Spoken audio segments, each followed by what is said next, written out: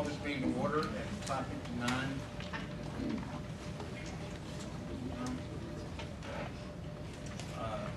And declare a board quorum is present. I would like to remind our audience and board members of our meeting norms. Participation of the audience is not allowed outside the designated time for public comment. Negative comments on individual personnel or students will not be entertained in public session. Board members will not ask questions or deliberate on topics not included on the agenda posted. Board members will respect and follow proper meeting rules and norms. Please stand for invocation led by Mr. Jason Howard and our pledge of allegiance led by Roberts Elementary student Julianne. Please bow your head.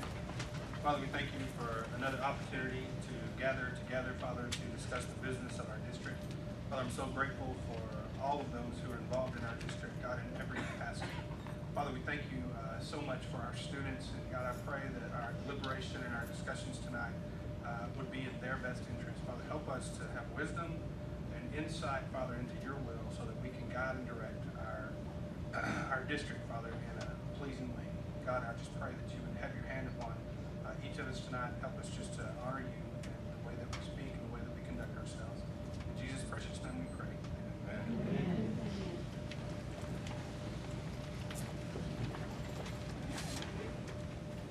Pledge allegiance to the flag of the United States of America and to the republic for which it stands, one nation, under God, indivisible, with liberty and justice for all.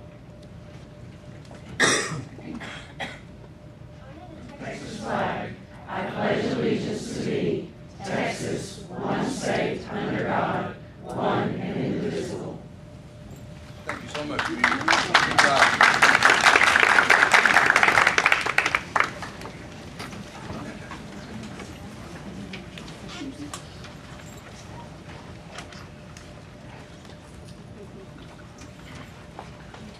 Now I ask Mr. Ron Reddy to conduct a public hearing to discuss the Texas Accountability Intervention System dates. This is a public hearing, so audience participation will be invited at the conclusion of the presentation.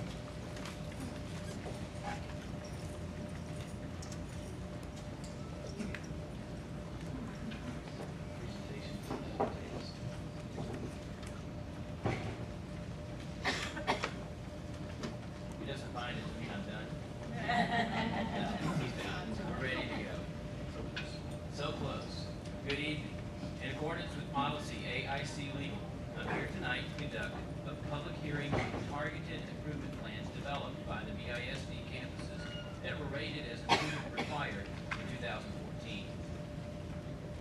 In 2013, the Texas Education Agency ushered in a new accountability system with increased rigor to serve as a measure of college readiness.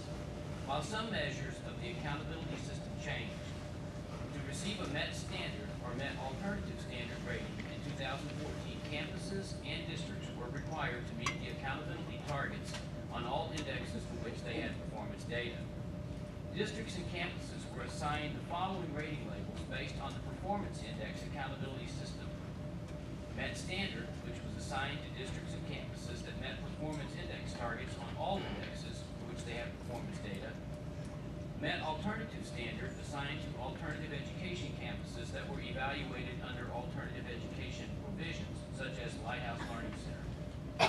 Improvement Required, which denotes that a district or campus did not meet one or more performance index target. In addition, campuses were measured on how many system safeguards they met.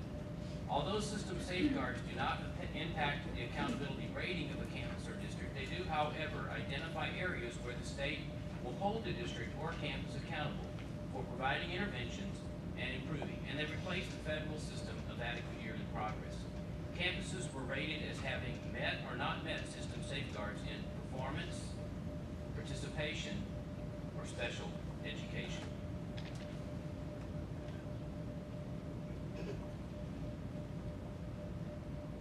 In 2014, Boydell Elementary, Brannon Elementary, Griffith Elementary, May Elementary, Rasco Middle, and Roberts Elementary schools have all met indexes and all system safeguards.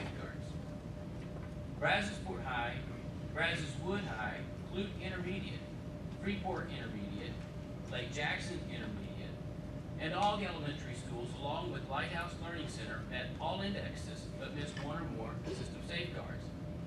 This is an improvement from the prior year, with 5 campuses meeting standard this year that were in improvement required last year. We believe that this is outstanding progress worth celebrating. Stephen F. Austin Elementary, O.A. Fleming Elementary, R.O. Lanier Middle, Jane Long Elementary, Gladys Polk Elementary, and Velasco Elementary Schools did not meet standard in one or more performance index, and with the notable exception of Polk Elementary, missed one or more of the system safeguards. It got ahead of me, didn't it? Back slide. This is the wrong one. Oh, bear with me a second. That is where it's supposed to be. Campuses identified as second-year improvement required based on August 2014 ratings were required to complete the TASE process requirements that you see illustrated on this chart. In addition, they are required to plan for reconstitution during the 2014-15 school year. As outlined in Texas Administrative Code, campuses must implement the reconstitution plan the subsequent school year, regardless of the accountability rating of that year. The 6 improvement required campuses we are discussing this evening fall into that category. The purpose of reconstitution is to repurpose or redesign a campus in a way that will best support student learning and ultimately student achievement. The development of quality, implementable reconstitution plans by each campus is a team effort. Campus leadership and professional service providers are working hard on initial drafts of reconstitution plans. Directors are supporting their efforts by researching costs and staffing needs. Campus principals and teacher leaders are looking at models from around the state to see different ways schools have reorganized to meet the learning needs of students. The Human Resources Department is supporting campuses with staff determinations. The timeline for the process requires initial submission of draft plans for review by our state monitor on November 14th. Submission of revisions to the draft plans and staffing determinations to our state monitor for review by February 10th, board approval of the final drafts of the plans at the June board meeting, submission of the plans to our state monitor by July 10th, and implementation of the reconstitution plans during the 2015-16 school year. The TASE continuous improvement process is the next step in a journey that began 3 years ago to restore quality instruction to every classroom. The intended outcomes of the targeted improvement planning process include campuses meeting standard on all state accountability indexes and meeting all system safeguards. Integration of the aligned curriculum implemented with fidelity in all classrooms. Consistent use of high-yield instructional strategies, programs, and resources in all classrooms on all campuses. Shared responsibility for student success. Implementation of a reconstitution plan that restructures the campus for sustained improvement and successful student performance, and a sense of urgency to increase rigor and quality of classroom instruction. The plans you receive from our improvement required campuses represent hours of work on the part of teacher leaders, instructional coaches, interventionists, counselors, and administrators. These plans focus on improving campuses by improving classroom instruction and providing timely interventions. Teacher leaders took an active role in developing campus goals and strategies, and in designing interventions they felt would have the greatest impact on student achievement. Implementation of these plans has already begun on each campus, but it is imperative to understand that the growth needed is significant, and support from students, parents, and the community is needed to help them to be successful. The Texas Education Agency website also outlines in detail the improvement process as well as the statute requirements discussed here this evening. This concludes my presentation, and since this is a public hearing, I'd be happy to answer any questions for the board or audience at this time.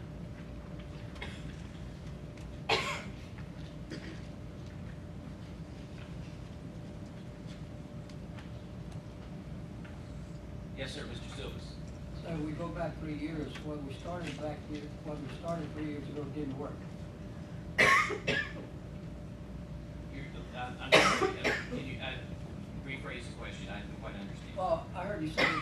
ago we started this program. We began the improvements 3 years ago, and the performance of the current campuses, their performance, as we learned in our DEA audit last spring, began 7 and 8 years ago. What we began 3 years ago with improvements to the districts is having an impact on the improvement of campuses. It's just a slow process for some, and it can take anywhere from 3 to 5 years for a turnaround to occur. For 5 campuses to turn around in 1 year is absolutely remarkable. But I understand your How point. many state grades? Yes, sir, so am I. So when you say that we've improved our grades, and as far as I'm concerned, in every grade that we grade, then we improve. We're seeing tremendous growth. That wasn't my question. Then I'm not sure I understood the question, sir. Have we improved in grades in every, for every school that we have the children's grades improved? Would I say that in every school that's happened, for every child or in general? For every child? Well, for every child, no, but we continue to work on that. It would be that case with any school district, even the most successful school districts in the state of Texas. Not a school But is not a school. I understand that, Mr. Sills. But to answer your question, are we seeing impact from the improvements that we put into place? Absolutely. And the things that we're seeing this year already, I'm looking at unit test scores, where we're issuing or administering a test right now at the unit test level that is harder than STAR. And I just finished reviewing data from our elementary schools, including there on this list, when I'm seeing 78%, 88%, 94% scores in some of these areas, and I'm hearing teachers say, we are raising the rigor, we're getting it up where they need to go. You're absolutely right, we're improving. Well, the ones that I saw last year, I saw 30 and 40s. That's correct, and we have begun a process, and they began that process last year, but like I said, it takes anywhere from 3 to 5 years for this process to take place. The fact that it is happening so fast in this district is nothing short of remarkable. So that if I come and sit down with you, you can show me where a 40 went to a 50 or 60 or something. Yes, I have data to back up the growth that we're seeing on these campuses, yes, sir. And that's available now on the website. Absolutely, yes, It's on the district site. yes. It's been posted. Look at it. But it is being posted, and we are, and we'll talk about this at the carousel, but one of the goals out of my department is that we are doing those quarterly updates and putting these on a dashboard. We're not hiding anything from the public, it's transparent. And so, yes, and we're proud, and I am very proud of what I'm seeing happening at these schools. Well, I'm not proud of talking to a student yesterday who said that she was not doing very well in algebra, but she was taking algebra 2 instead of algebra 1. Well, I can't do that.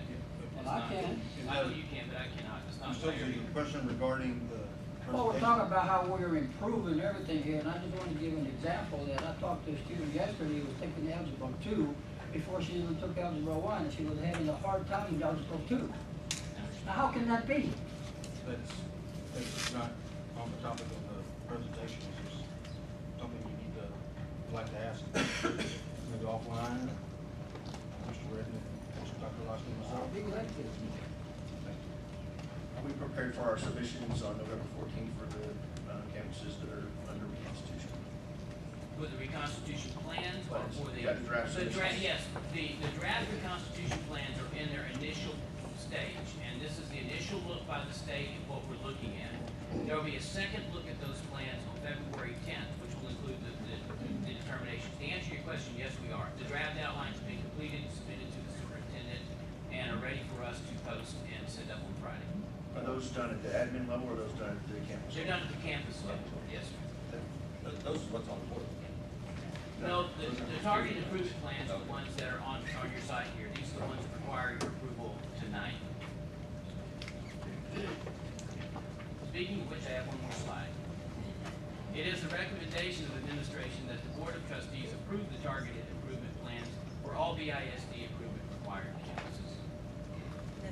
The approval will be done during the consent agenda. Can we go back to the schedule, the timetable? Yes, the targeted improvement is by defined. Yes, sir. Yeah. Yes, sir. All right, all the plans are prepared by each campus, Yes, sir.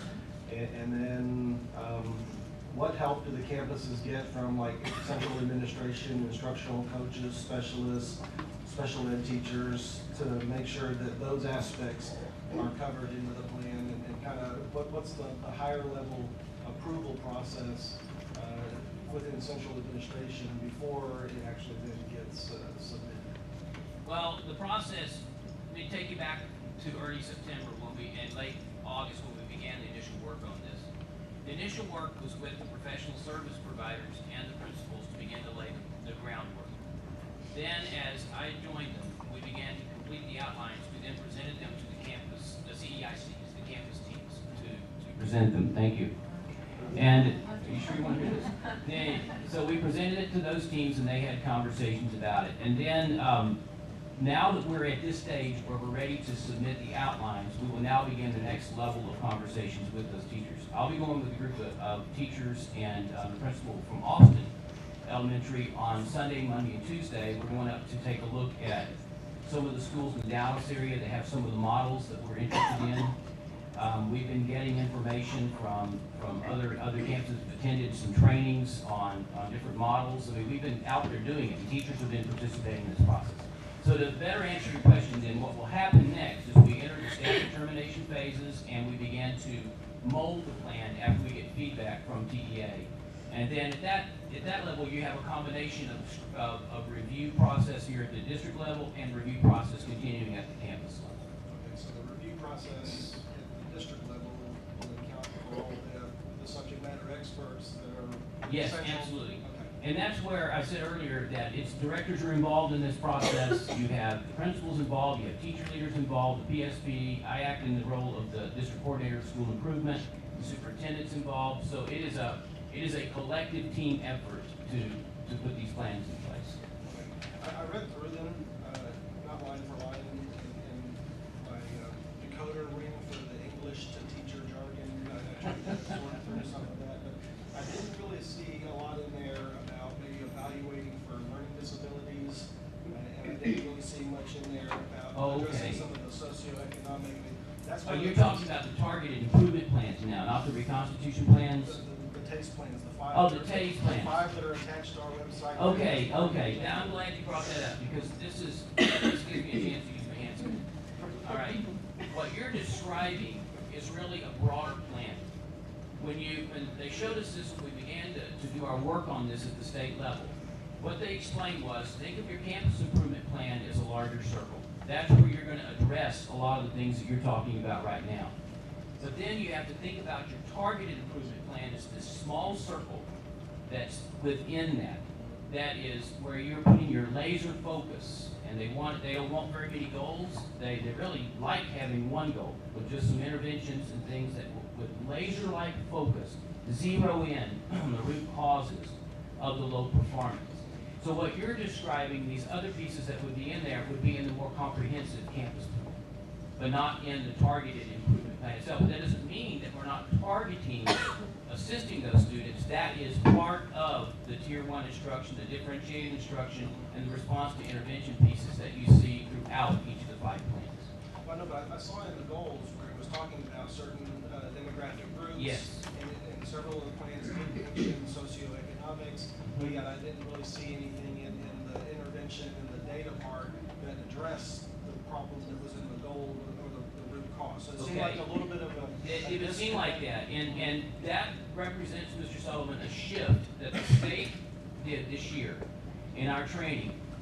Last year, we tied everything back to that annual goal. You could really see that alignment.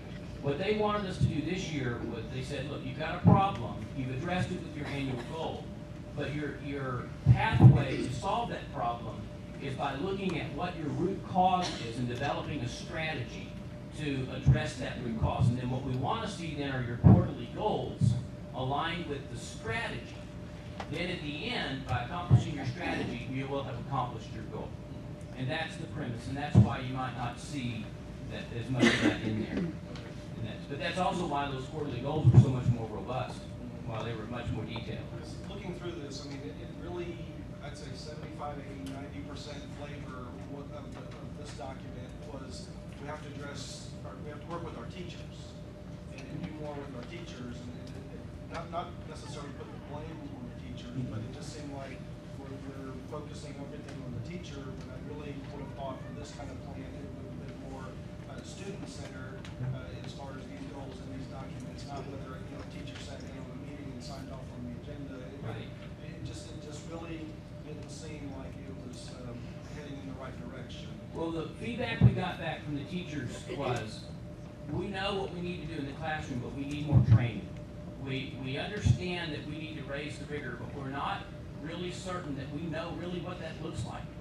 We understand that we need to implement these strategies, but we need to go back and we need to be revisiting them on an ongoing basis. So as they provided their input into the planning process, you see that influence come through by the focus on what they're doing, because they felt like they needed more training, more development to be more effective in the classroom. And yeah, rigor is through this quite a bit. Oh, yes. But I guess the question from that is, if the children aren't understanding it at a lesser rigor, going to a higher rigor, to me it seems like it may be widening the gap of lack of understanding of what your student is. You almost have to crawl before you can walk. Well, that's true, but that's where they also built in those structures with the professional learning communities. They built in the structures with the interventions to address those gaps that they see in the students, and they wrote those into the plans. I think final thought is philosophically is a campus and district and all the people involved, we really need to knock this one out of the park. You better believe it. Because I don't think any of us want to be back here next year having the same conversation. And the commitment level's huge on the campuses. It's just huge. And the meetings, we've already had our initial round of meetings with them, and I mean, some of those meetings were absolutely electric. The synergy in those meetings was amazing. A lot of details now, we Yes, just sir. got to make it happen. Yes, sir. Thank you.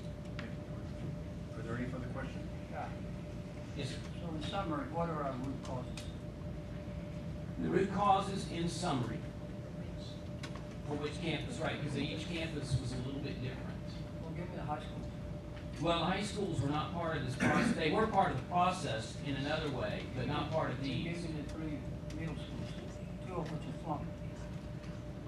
No, Lanier is the only one that's doing the plan, and they recognized that they needed to step up the rigor, but more importantly, they needed to have each child identified, and they needed to be following that child throughout the year. And you go into, they have a war room there, you go in and every single child in that school is on that wall. When you go in, they are following and moving them along the wall based on their improvement and how they're improving. So that was their root cause. They felt they needed to be targeting those kids and they needed to increase rigor. So would it be fair to say on my part that some schools have a different root cause and some don't? That would be correct, yes, sir. And they all know what their root cause is? Yes, sir. Yes, sir. Any further questions? In the audience? Hearing none, I will now close the public hearing. We will now ask Mr. Dan Schaefer to conduct the public hearing on the application of BASF Comptroller Application Number 1007 for an appraised value limitation on qualified property pursuant of Chapter 313 of the Texas Property Tax Code. As a public hearing, some audience participation will be invited at the conclusion of the presentation. Good evening. The following public hearing is related to the BASF application for M&O value limitation is in accordance with Section CCG local of the Board of Trustees policy. We do have representatives from our consulting firms. Molly Hanley and Dan Casey are here to facilitate the public hearing. This agreement, our application was actually filed back in February. It's been a while since we've seen it. We finally made it through the comptroller. This is the first application of the new law, and so it took a little time. But I'll turn it over to Dan Casey to provide us an update from here.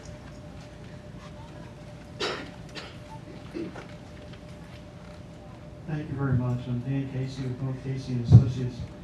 And what you have before you is, as you indicated, is an application under Chapter 313 of the tax code, which is also referred to as the Texas Economic Development Act, and it's a statute that goes back to 2001. And in fact, this board approved the very first Chapter 313 application just a little under 12 years ago. I think minus a month. I think in December of 2002. It was the very first one approved under that law for Dow Chemical plant here, which is now failing actually at this time. But what BAS is proposed, this is one of the larger projects in the state. They reference a $630 million investment. In terms of taxable value, about $540 million would be the peak taxable value. The project value kind of falls into two categories. For INS taxes for your bonded debt, the full value of the project is always fully taxable. So that is a significant benefit for your local taxpayers as far as service on the debt. Under the agreement, what they are requesting is that, as Mr. Schaefer indicated, the law changed, and this is the first, one of the first of these. It's now a 10-year value limitation for M&O taxes. If the project would go on M&O tax rate of $30 million a year for 10 years. And the difference in tax collections is really made up primarily from a couple of sources. One, the state essentially views you as poor by the fact that you granted this, so there's additional state aid made available to the district. And when I looked at it, we're looking at net savings to the company of roughly $34 million. About a third of that comes out of reduction in your recapture costs that you'd be paying to the state for some of these years, and the remaining 2/3 is made up through additional state aid coming through the district through the funding formulas, which is what is intended to happen as far as offset on this. So both of those mechanisms are there. In turn, they have a minimum requirement in here as far as jobs, minimum of 10 qualifying jobs, and these are pegged in the application in the agreement at $61,000 a year jobs, a minimum of 10 of those. During the construction phase, they indicated as many as 541 construction jobs when they're in their peak construction phase. So this is going to have a pretty significant impact locally. One other feature of this is that we do have provisions in here that assure the district is protected from any revenue losses from having entered into this. If for those, there are any costs that the recapture reduction or state aid increases don't cover, and you see this more typically on the front end of this, then the company is obligated to make the district whole. And that mechanism has worked well in the past in previous agreements. I think if you decide to take action on this, I think this is actually the 13th project, which makes you one of the leaders in the state as far as using the Economic Development Act to bolster the local tax base. But the other piece of this is the law allows you to negotiate with the companies for some portion of the tax savings, and these agreements call for 10% of the net tax savings to come back to the district as supplemental payments, which are outside the funding formula. They're not subject to any formula losses or recapture costs or anything on those, and so we're estimating that as just being slightly in excess of $3 million. The district can use that for any purpose over the course of this. So again, in summary, this is one of the most significant projects that's being brought forward in the state at this time for, I think it's ammonia plants, what they've identified it as. I think the agreement that you have has good revenue protection provisions in it. And it's a major incentive as far as attracting this plant, because when we look at some of these things, they have a variety of options as to where to locate these facilities, particularly in a global company like BASF. The other aspect is that, as I indicated, the supplemental payments, and we're looking at $3 million that would become available. If you were to ask if they went ahead and built it and we didn't do anything, where would we be? Well, you'd still have it taxable for INS purposes. The full project value would be there. I think, though, it's pretty clear from their application, this is a key incentive to making the decision to locate here. If you have that, the other thing is that we'd be paying, I think I looked through, probably $12 or $13 million more in recapture to the state over the course of this. And the thing you wouldn't have is the $3 million in supplemental payments that would be coming to the district under this. So I think it's one that we've looked at and reviewed, and I think are at the appropriate time comfortable recommending this to you as a solid application and that we believe to be a solid agreement. And it's one of the first under the new law. You actually got beat to the punch slightly by Hillsborough ISD had a special board meeting last night, and they adopted the first one under the new rules and the new 10-year time limitation. So, but you were first on the front end, and this is and I think with potentially 13 agreements, this has been a major economic development boost for more than the last decade in this area. We have to try to answer any questions.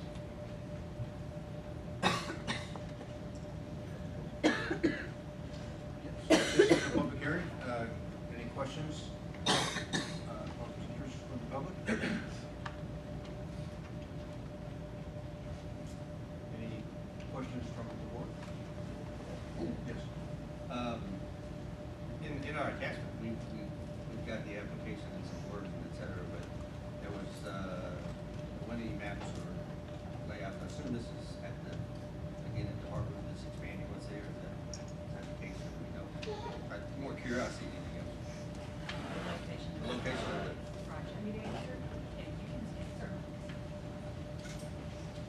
You're the only one for BSF, right? Yes, sir. The man is also Damn, quite well, we know. person. I just didn't see any maps that indicated. I don't know what's in your board books, but there are maps, needs and bound surveys that show exactly where the plant proper will be located. If you're looking at BASF, looking toward the south, so it's like off to your right on our, what is that, northwest corner would be the main plant proper. And then the ammonia terminal that exists now will have some construction and some work done on it to basically make it an export terminal. It's now an import terminal. I think it's worth pointing out that our net volume, net inventory, and the way we handle ammonia will be about the same as it was before. This will certainly allow us to have feedstocks for about 60% of our plant now that produces a chemical called polycaprolactam, which is the part that we're standing on, among other things. It'll allow us to have that feedstock in, and we'll become a net exporter of ammonia versus an importer. So we'll be working with the terminal. That is part of the project, but there will be an ammonia plant inside our plant combines now. Right, in the parking lot. So Jerry will have to park somewhere else. No, sir, it's not the parking lot. We actually have about 100 acres off to the right. You're welcome. Any further questions? Hearing none, we're now closed the public hearing.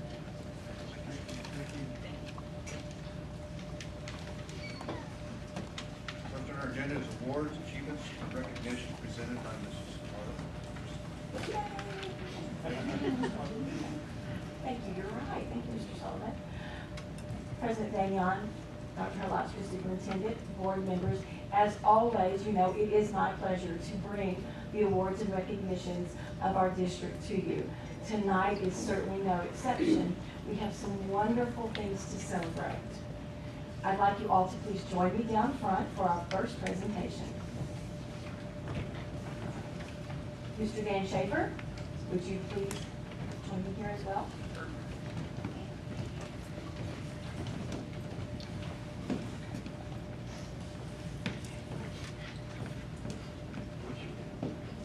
No award for me tonight. We get to present though. The first award is the Extra Mile Award. BISD created the Extra Mile Award several years ago to recognize individuals or groups for their dedication to students and their willingness to go the extra mile for BISD. And these two people have certainly gone the extra mile and much more for our students. Not only current students, but also future students. Jim and Shelley Martin, they weren't aware they were getting this.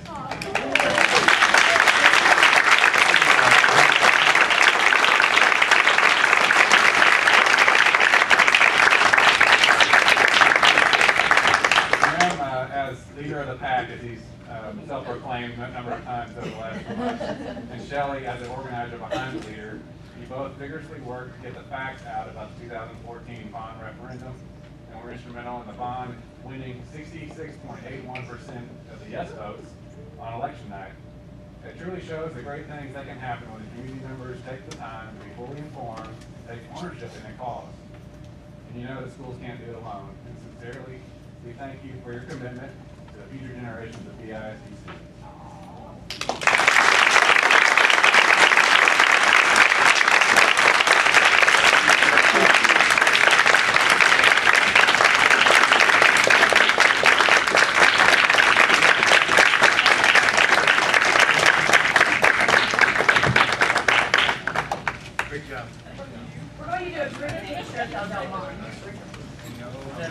You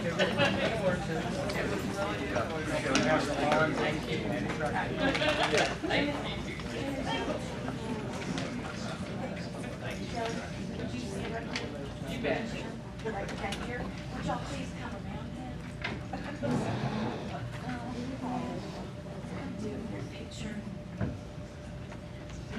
Big group pictures anymore. Okay.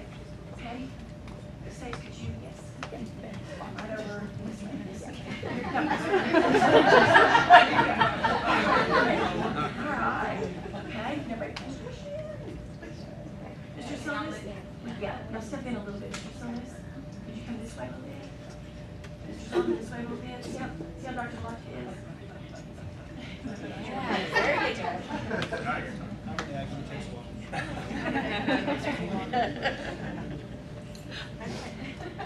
Yeah, stand. Mr. Wright, please, stand. Turn around to the back. Thank you.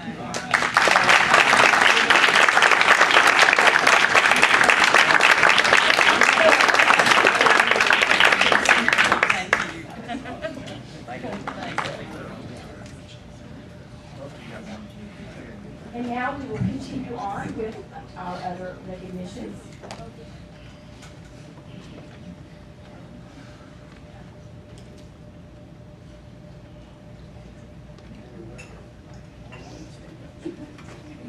Good evening. It's my honor to present to you the Heartworks recipient for October, Ms. Yami Cheryl.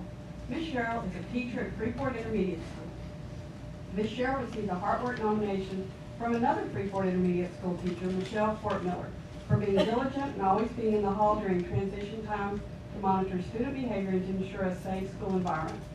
Ms. Merritt, the Freeport Intermediate principal, commended Ms. Cheryl for not only monitoring the halls, but engaging with students through dialogue. She goes above and beyond to get to know her students and to build outstanding relationships with students and staff. Thank you for all that you do every day to help students to be successful on your campus. Ms. Cheryl, please accept this dinner for two from our 4 BISD Kids partner, El Chico's, and a certificate on behalf of Dr. Alachka and the board for going above and beyond to make BISD a great place to work.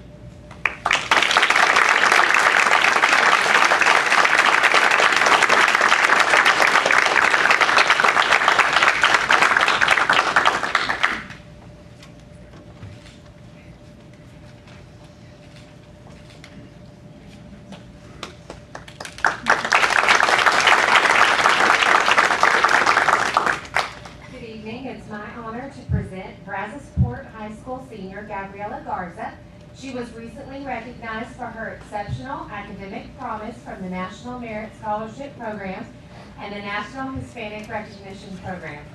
Gabriela has placed among the top 5% of more than 1.5 million students who entered the 2015 competition by taking the 2013 PSAT National Merit Scholarship Qualifying Test. It is my pleasure to present 2 awards to Gabriela. The first is a letter of commendation from the National Merit Scholarship Program, and the second is an award for being named one of the 2014-15 scholars for the National Hispanic Recognition Scholarship Program. Congratulations.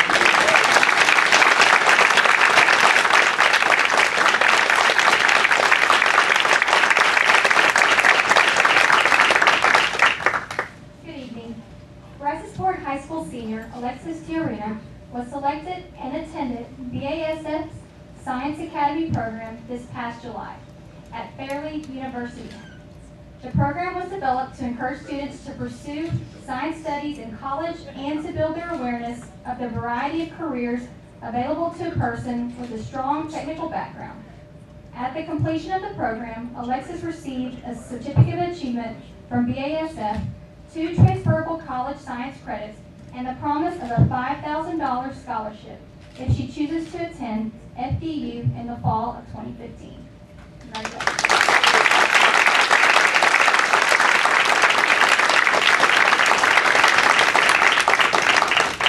Sadly, this concludes the best part of the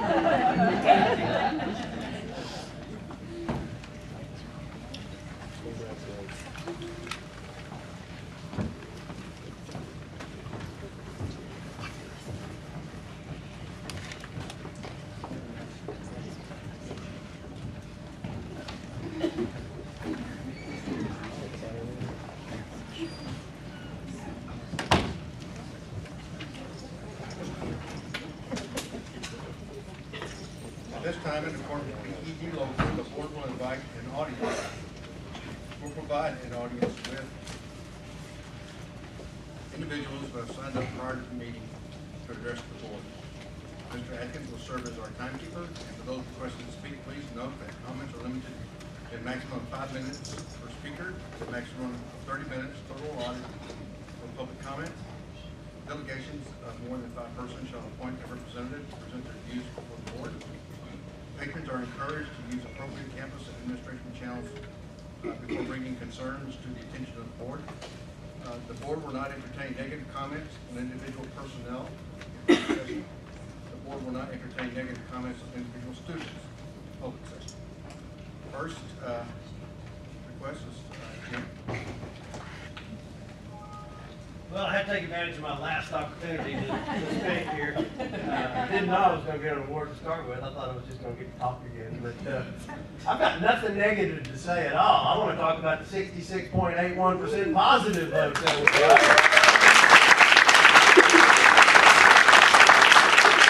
We don't even mention the no votes at all. But it was an honor, as I've said here before, to serve the BISD in this capacity, and I was a PAC leader, or a PAC stalker, however you want to look at it. And I was the leader of about 35 other BISD citizens that were as committed to this cause as Shelley and I were. It would be remiss in me to not mention Tommy and Debbie Kerr, Terry and Joanne McCullough, Mike Vanderveer, Drew Lindsay, Michael Paul Howard. Even though he's on the school board, Jerry helped put out signs and stuff, include Richwood anytime one came up. There were other members of this board that helped silently on the side. Kurt. Oh yeah, well, I was saving him to last because, you know, he was the money guy. And, you know, as we're thinking about money, you know, nothing like this is done without funds. And no funds from BISD were spent, but I can tell you we raised as a PAC almost $10,000. And every time we needed money, we bought our own shirts, by the way. And I had to take advantage of my last night to wear mine. You'll see me mowing the yard with it from now on. But every time we needed money, we'd ask the Lord for money, and money would come. So we knew from the very get-go that this was a righteous cause. And again, as a PAC leader, we are very, very proud that things worked out exactly the way we wanted them to. Now, you know, I wanted 90% of the vote, but we'll settle for 66.81. You know, there are some people that are really proud when they get over 60%, and we were proud of the way that the community, turned out to vote, whether they voted yes or no. The fact that we had 11,590 something BISD district citizens come out to vote is amazing as well, because that tells you that they weren't just sitting at home waiting to see what would happen. So that was awesome. Another good thing is we've got people involved in the PAC that now want to be involved in BISD and other capacities. We've got people that are volunteering on the Education Foundation, which I am now the president of, by the way, that we're starting back up. And I am eager to continue being the positive influence in the community that we were pleased to be the last 6, 8 months, whatever it seems like it's been. But again, thank the board again for your dedication and your support. This would not have happened without the unanimous board support that this activity had. This would not have happened without our great industrial neighbors, BASF, Freeport LNG, and Dow, because we couldn't have made the promises that we made over the last month. So again, thank you all, because this was definitely a team effort. And Danny, we're going to help lots of starfishes now, buddy, I can tell you that. So again, thank you very much. Look forward to running the Education Foundation for you.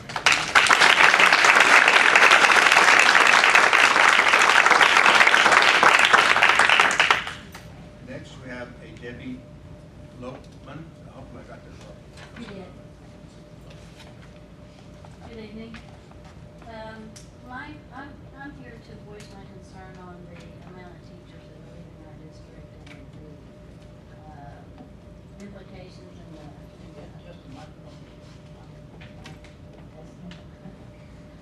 I'm here to address the fact that we had 62% of the teachers leave last year. I am in a position where teachers come in and talk to me all the time, and there's a lot more that are planning on leaving. We had principals that left in the middle of the year last year, as well as other teachers. I think there's some issues that we need to look into to find out why they're leaving, what's going on. My husband's in a position where they have a lot of new employees, and they had a meeting, and all of them, 20 people lived in Fairland, and they were asked, well, why have you not moved? You're not finding housing here? No, it was due to the fact that they had heard about Crisis Force ISD schools, and they didn't want to bring their kids down here. I'm a former teacher. I quit a year and a half ago, and I had I can discuss that with you later, but part of the reasons was lack of support, feeling overwhelmed because we have, and I heard the young man a while ago say that we're having teachers ask for training for that rigor that we need. That training is essential because these people are in there doing their best, and I was an exemplary teacher. All my grades were good, and they're back, and they were always good. But yet I was told that I was not teaching right, and I could not teach that way anymore, even though all my students were A students when they passed the test. We've got some issues going on, and I have my daughter here tonight that needs to talk to you about some issues too. There's a lot of things that it's affecting our community as a whole with, people not wanting to come here because we have problems in the ISD. That's all I'm on it. So I think there's something, I don't know. When I was there, we had Dr. Kowalska come over to the schools and say, if you have anything that you want to address, please raise your hand and speak. But the administrators are sitting there. Nobody's going to say anything. We had a teacher that was put in music from second grade because she sent somebody for discipline, and over, and they wouldn't do anything about it. And she was punished by being put in music and had no musical abilities, but she stuck it out because she had 2 in college. And everybody else after that wouldn't say a word because they were afraid of retaliation. That goes on in more than just one school here. And that's all I have to say. Next, we have Shannon Roger.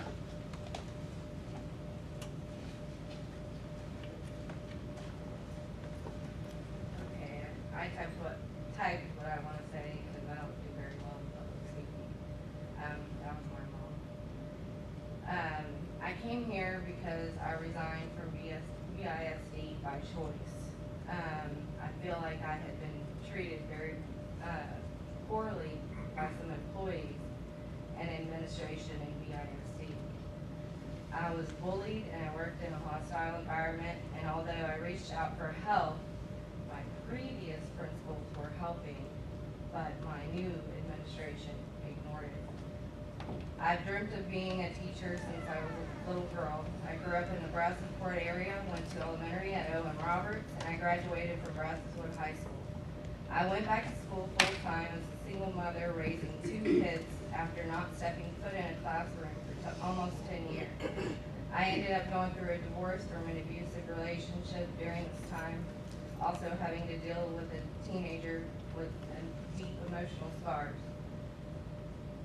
My point is, I'm trying to skip ahead. I made A's on every evaluation, had a 3.86 GPA.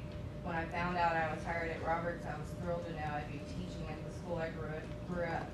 Even more excited knowing that I'd be teaching kinder my dream. I'm telling you this so you know how badly I wanted to become a teacher. I have a story here that I've printed for each of you.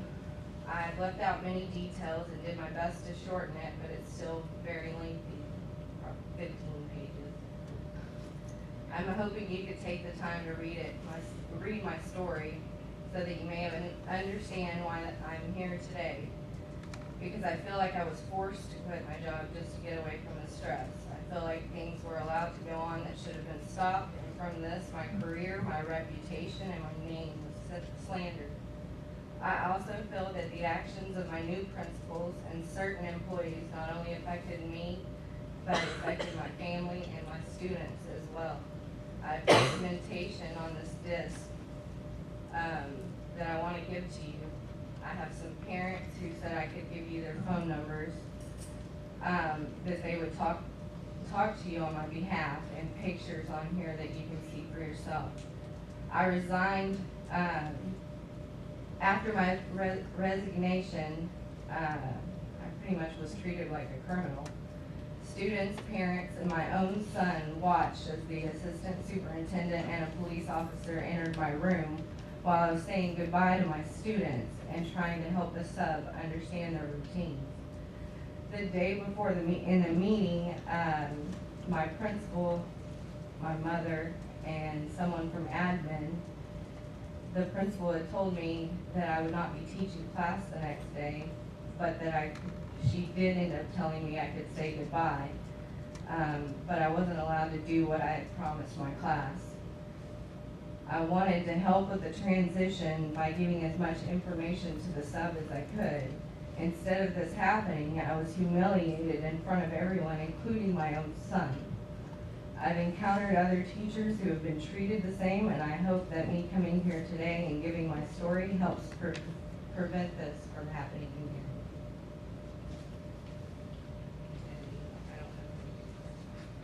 Okay. Ma'am, I'll take it. Thank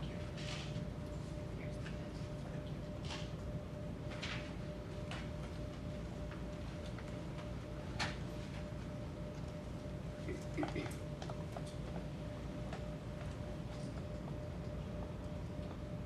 Next on the agenda is executive session. Executive session may be called for purposes permitted by the Texas Open Meeting Act, Texas Government Code, Section 551.001 through 551.146, Section 551.071, consultation with attorney, Section 551.074, personnel matters, appointment, employment, evaluation, assignment, duties, discipline, dismissal, complaints. We will return shortly. Now reconvene from executive session. The time is 9:23 p.m. Consent agenda. Next item on our agenda is the consent agenda. I'm going to now turn it over to Dr. Collins. Thank you, President Damian. There are a few items in our consent agenda this evening to highlight. Under bid awards, we are excited to share that we will be continuing to move forward with our security improvement efforts from the 2012 bond. There are two bids this evening, including the additional security cameras to our school buses and phase 2 of intercom system upgrades. We are recommending the bids be awarded to Safety Vision for the cameras and AFS Security for the intercom systems. Implementation of the 2012 bond initiatives continues in our purchases exceeding $25,000. We are recommending the purchase of more Minio pads, document cameras, interactive modules, Chrome-based computers, and upgraded musical instruments. The next item in consent is also a positive step forward with the Memorandum of Understanding with our Brazos Court ISD Education Foundation. The reestablishment of the foundation has been a goal for the past few years, and we are pleased to see this opportunity to become a reality. These are the highlights from the consent agenda, and it is my recommendation that the board approve the consent agenda as outlined in your board packet.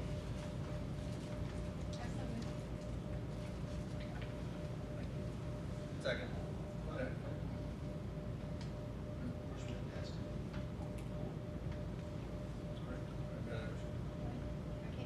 Would someone like to pull anything from the consent agenda? Yeah, I'd like to pull item D. For Sullivan would like to pull item D on the consent agenda.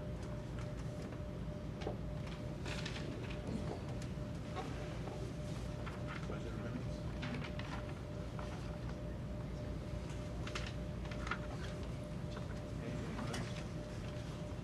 Do I have a motion to approve the consent agenda with the exception of item B?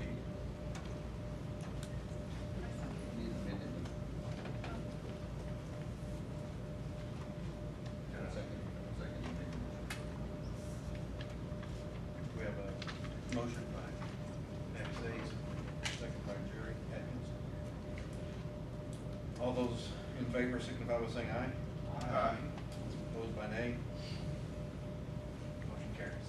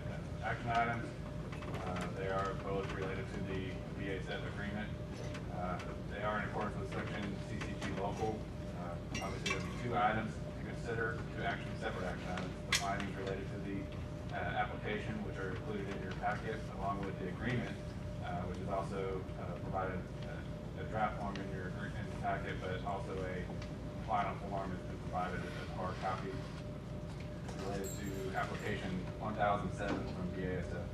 The required public hearing has taken place earlier this evening. Just to give you a highlight, as I mentioned earlier, this has been a rather long process for this application that did begin back in February 2014. Project value at peak is nearly $539 million, which would be fully taxable for INS purposes during construction and full time. But the peak value would occur in 2019-20. That generates an additional $1 million in annual INS tax collections, which were calculated into the $175 million bond program. So it would definitely be a large part of funding that program. As mentioned earlier, 10 permanent jobs, mini construction gave us a number over 500 construction jobs during the construction period, which actually began a little over a year from now, Q1 of 2000, actually less than a year from now, Q1 of 2015, for the next 2 years, so 2-year construction timeline. The M&O savings estimate that the district would share is 10%, which would be roughly $3.67 million. In addition to that, the revenue loss payment would be $6.4 million, so rather significant benefit for the district. Payments would begin to the school district in 2017-18, so it is a couple years off. As always, we are only limiting for M&O purposes, which are subject to state funding limitations and recapture payments. So we're basically limiting the portion that we would not keep otherwise and negotiating an additional 10%. So it's an all-around great deal for the local district, local economy. In addition to that, we do taxable values for INS purposes, which fund bonds. They did want me to highlight a couple of things in the findings, number 18 and 19. 18 is the agreement is a template provided by the comptroller, subject to further clarification, so there might be an amendment later to fix any things that were broken cross references, clarify wording, grammatical errors that BASF consultants found during the process, but they were unable to amend because the comptroller wouldn't allow them to amend it. So the comptroller will potentially provide a more accurate document later, but it won't affect the intent of the agreement. And then number 19 was making sure there's no conflicts of interest board, meaning 10% of the board, any individual board members income does not come from BASF. So if that would be the case, then you'd have to lose yourself from voting. So now that we've said all that, it is recommended that the Board of Trustees adopt the attached findings under the Texas Economic Development Act as proposed by the district's consultants and council. On the application, in comptroller application number 1007, for the appraised value limitation on qualified property for school district maintenance and operation taxes pursuant to Chapter 313 of the Texas Tax Code. So this is the findings portion, so this would be item A. I move to accept the findings. Second. Motion to accept the findings by the administration by George Sullivan, second by Joe Silva. All those in favor, signify by saying aye. Aye. Opposed by nay. Motion carried unanimously. All right, the next one is the act of formalization of the agreement, and it is recommended that the Board of Trustees approve the agreement as proposed by the council and district consultants under the Texas Economic Development Act with BASF on appraised value limitation on qualified property for school district maintenance and operation taxes pursuant to Chapter 313 of the Texas Tax Code and comptroller application number 1007. This would be number 13, lucky, number 13 agreement. Move for approval. Motion by Scott. Second. Second by George Sullivan. All those in favor, signify. Any discussion? All those in favor, signify by saying aye. Aye. Opposed by nay. Motion carried unanimously.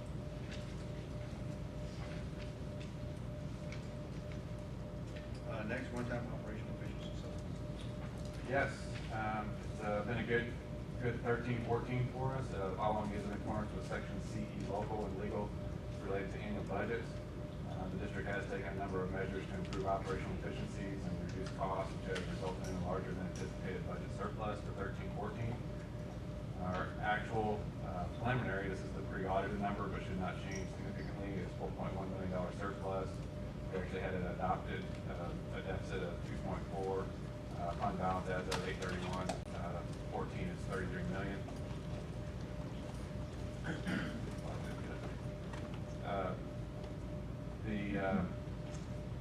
In recognition of these favorable variances, the district desires to make one-time operational efficiency payments. Some of the items that we did include have taken significant measures. The tax revenues, just to give you an idea, tax revenues came in $1.5 million more due to better collections. We have adjusted that for the 14-15 school year. Previously, we used a 96% tax collection percentage, and now we bumped it up to 98 to account for that. Did have an insurance settlement from prior year that held claims, which was about $437,000. Additional SHARs, which is basically health reimbursements that we do when we provide services to students, $230,000.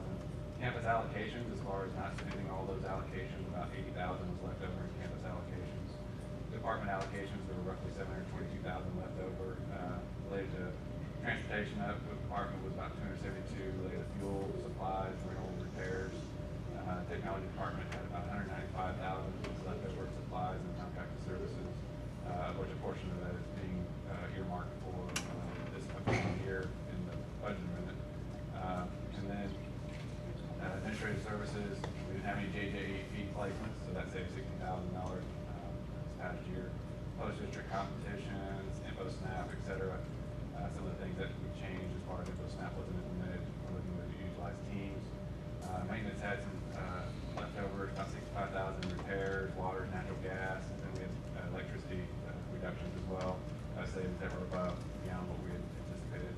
And then we had debt reserve payments as budgeted as an expenditure, but we actually just have to reserve the funds for future payment. And so that's accounting for a lot of the differences. So in recognition of these favorable variances, the district desires to make one-time operational efficiency payments equal to $600 per each permanent full-time equivalent employee of record as of December 1st, 2014. If approved, the payment would be made on December 15th. The cost is approximately $980,000 for the general fund. So out of the 4.1, utilizing about $1 million of it. Just keep in mind we do have deficit budget for the current year, so and we've made adjustments significantly to budget a little closer to actual, so we won't have quite the cushion. Administration does recommend that the Board of Trustees vote to approve the attached resolution for a one-time operational efficiency payment as presented, along with the related amendments to the 14-15 budget, and that the Board President and Secretary be authorized to execute the final form of the resolution. President, I make a motion that we approve the recommendation of the administration for this one-time efficiency resolution. Motion by Jerry Atkins, second by Patty Sayes. Any discussion? All in favor? All those in favor signify by saying aye. Aye. Opposed by nay. Motion carries unanimously. Thank you.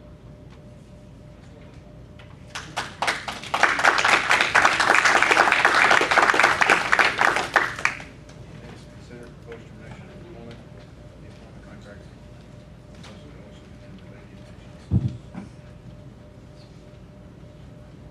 Thank you. President Damian, board members, on behalf of the Brazosport ISD administration, the superintendent recommends the termination of Leslie Olson's probationary contract at the end of the present term in the best interest of Brazosport ISD. It further recommends that the superintendent be authorized to notify the above stated employee of this board's action. The board takes this action with regret, but as a matter of necessity. Public violations of law, particularly those affecting safety, by our employees are taken very seriously. They undermine a teacher's classroom effectiveness, cause a lack of confidence in the teacher by the school community, and fail to provide the good moral character that we require of our instructors and required by board policy and the Texas Educators Code of Ethics. Therefore, I move that the board approve the recommendation of the superintendent to terminate Leslie Olson's probationary contract at the end of the present term in the best interest of Brazosport ISD, and that the superintendent be authorized to notify the above employee of this board's actions.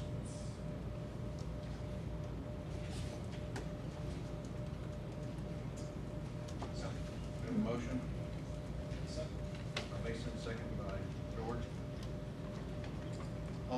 signify by saying aye. Aye. Opposed by nay. Nay. Motion carries 6-2.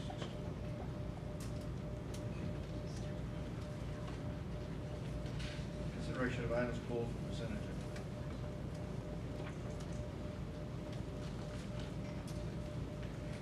Item D, budget amendment. I guess I was looking for a little bit of clarification on what prior year carryover purchase orders, what exactly is that?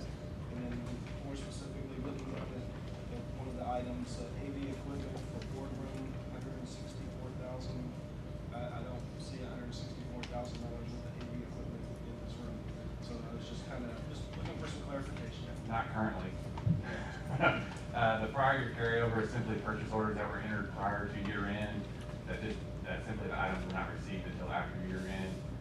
So it's really just, we try to get everything in before year end. However, there were some items that the purchase order was legally approved and issued. However, just the product didn't make it here before August 31st. So we can't report it in the prior year. So what we do is simply carry forward that purchase, that amount of money that was previously approved and add it to the current year budget for that budget owner. That was part of that money that we just talked about from the previous year, the operating efficiencies goes with that. Correct. Okay, and so this is, the plan is to install this AG equipment. Correct. That's Republic. Thank you. I move to accept item D. Motion. Second by Patty Sayes.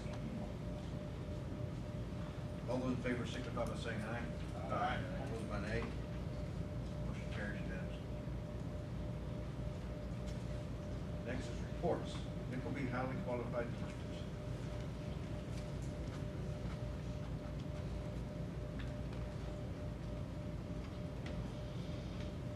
All right, thank you.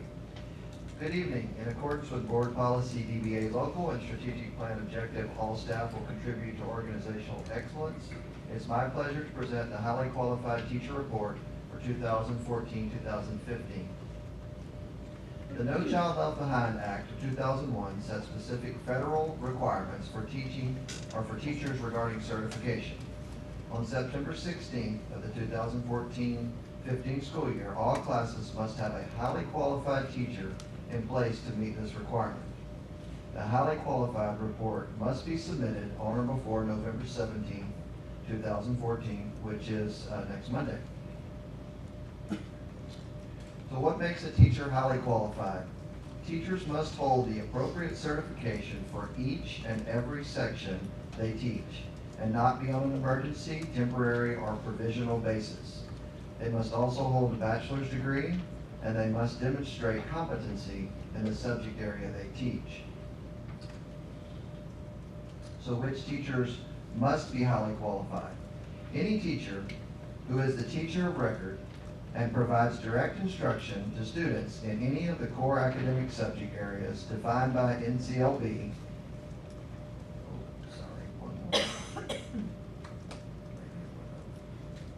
I'm sorry, got off. There's my definition.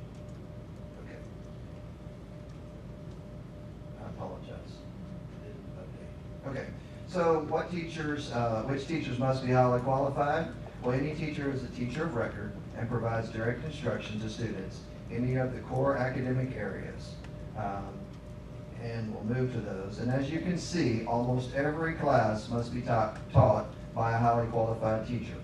A few non-HQ class examples would be welding or physical education. Those teachers do not need to meet HQ requirements.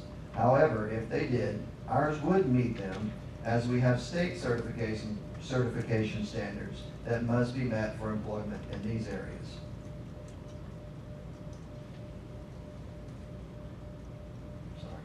A little more information before I give you the good news.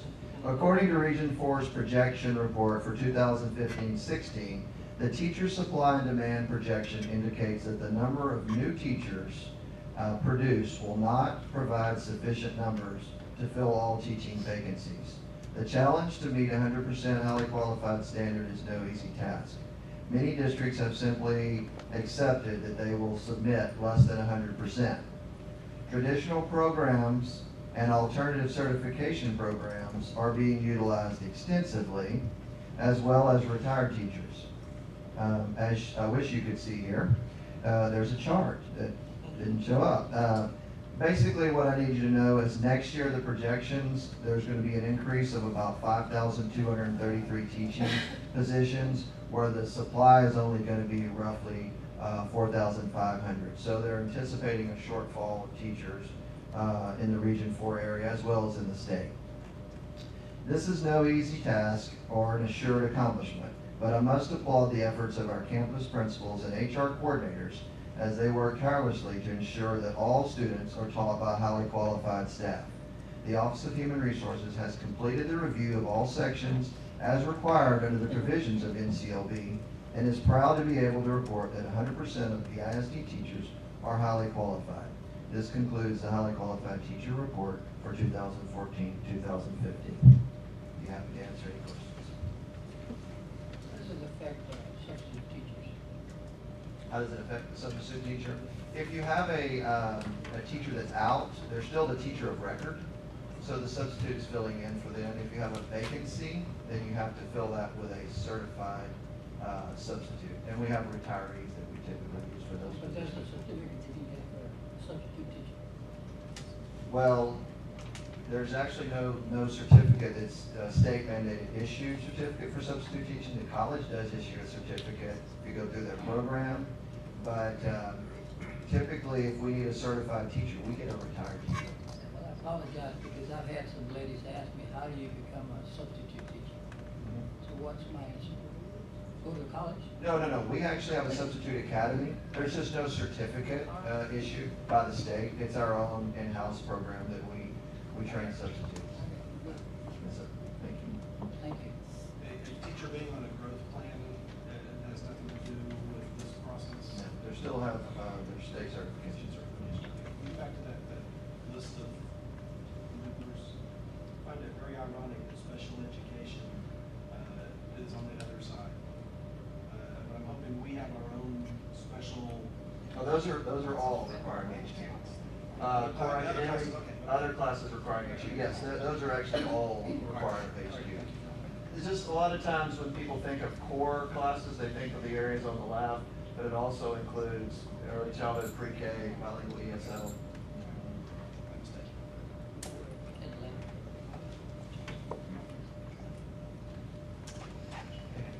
Further questions? Thank you. Thank you. Next, curriculum audit update.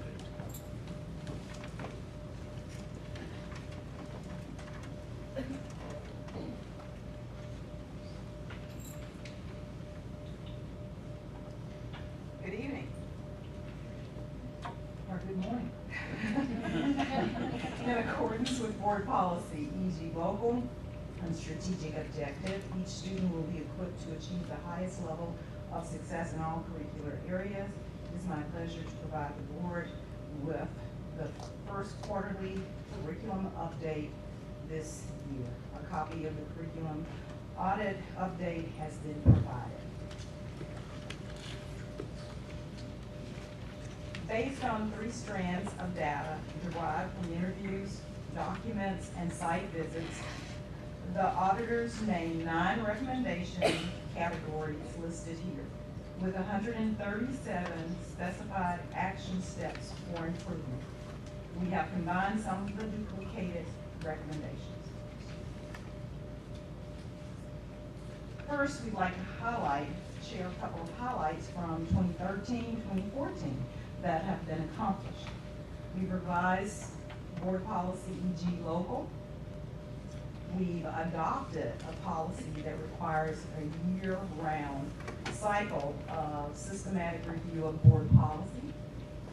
We've adopted a policy that requires job descriptions for each employee. And we direct the alignment of textbooks or IMA adoption. For this year, we have completely accomplished recommendation number 1 policy. There were 7 recommendations and they are all complete. A1.1.2 Develop and revise an administrative procedure that guides staff about board policy. We've accomplished. 8.1.3, design and implement an ongoing system for training administrators and staff on expectations and implementation. Is accomplished.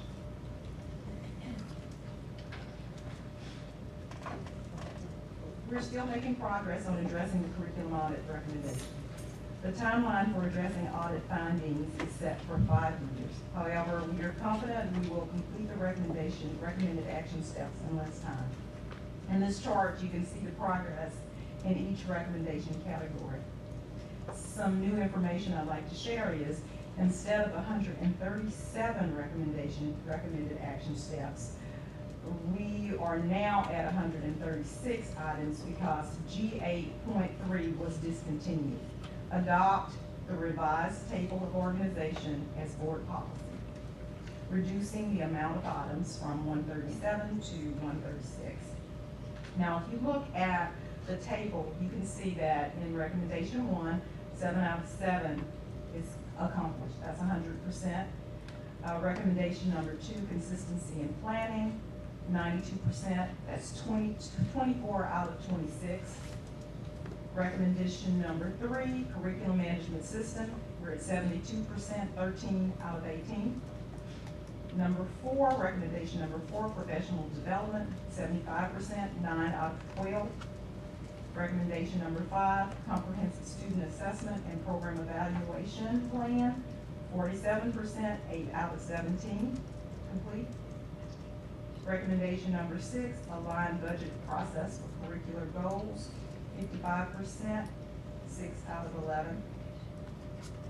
Recommendation 7, long-term facilities plan, 88%, 8 out of 9. Recommendation number 8, organizational management, 77%, 10 out of 13. And recommendation number 9, equal access to comparable programs, we're at 65%, 55 out of 23. To date, we have completed 100 of 136 action steps, 74%.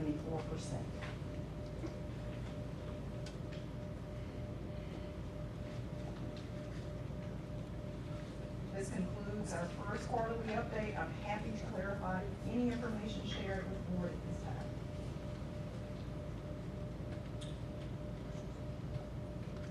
Not so much a question, but a thought. As we've been progressing, we've shown how much we've completed. I don't know if that makes sense. Sometimes toward the end of an activity, you might want to flip it and spend more time just discussing what we have left to complete. So just a thought about future presentations, to flip it around to see what we got left. I have a question. I think I understand this.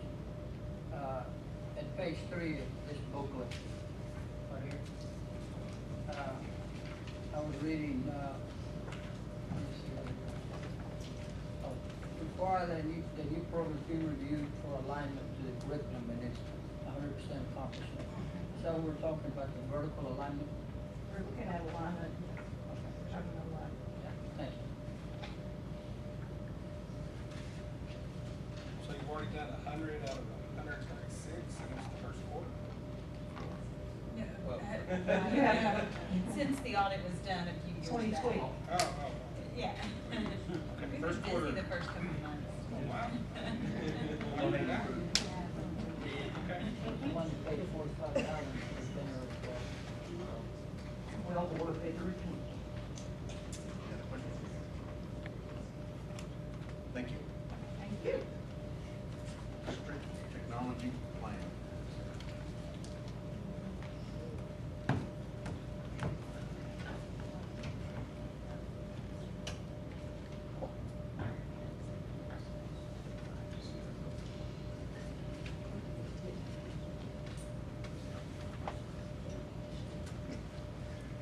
Good evening.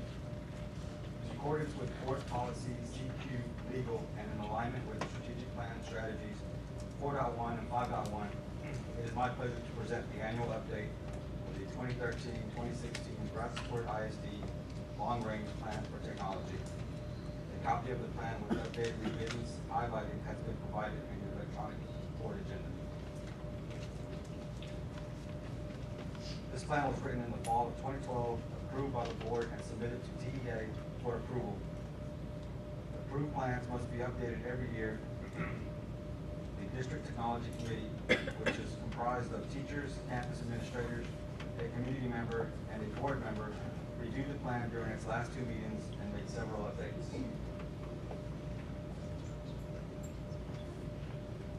The plan consists of 4 major goals that align with the state plan and Texas STAR chart. Those goals include teaching and learning, educator preparation and development, leadership, administration and support, and infrastructure for technology. Annual revisions are restricted to minor changes that do not compromise the original intent of the plan goals, objectives, and strategies. Updates provide an opportunity for us to review the plan each year to document progress and evaluate the status of goals, objectives, and strategies. This year we had a total of 72 revisions, and comments were added to the document to clarify the reason for each revision. The revisions made include 1 strategy edit, 5 status updates, 66 person responsible changes, 0 evidence, and 2 timeline changes. A large number of person responsible changes was a result of several individuals who had title changes, and we wanted that reflected in the plan.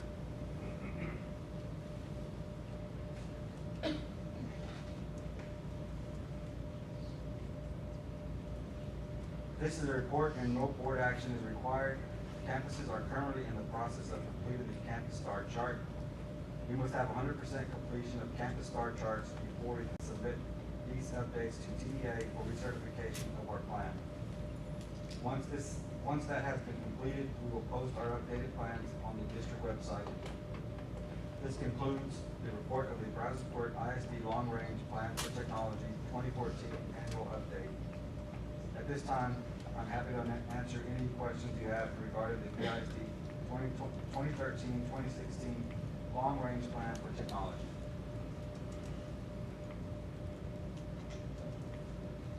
Yes. I noticed that the 2-year changes that you had were like extending from last year to this year, which, as long as they're playing in any items, I think that should be recognized. That's pretty good.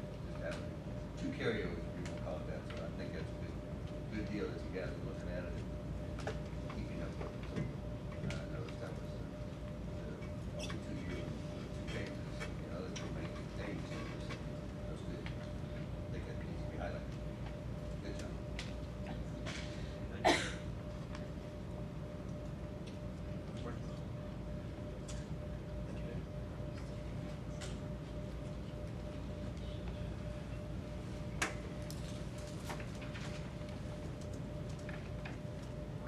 Discussion. Our next regular board meeting is scheduled for December 9th. And on behalf of the board trustees, I would like to express our sincere appreciation to all our military men and women on this Veterans Day, and wish everyone in the audience a happy Thanksgiving. Questions of the board? I apologize for the length of our executive session. At this time, we want to postpone the carousel, or continue with the carousel. January, okay with next. I move.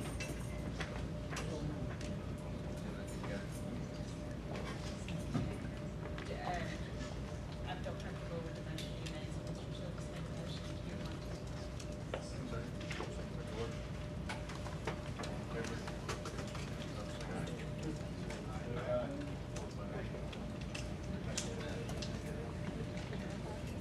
Do you have a motion to adjourn?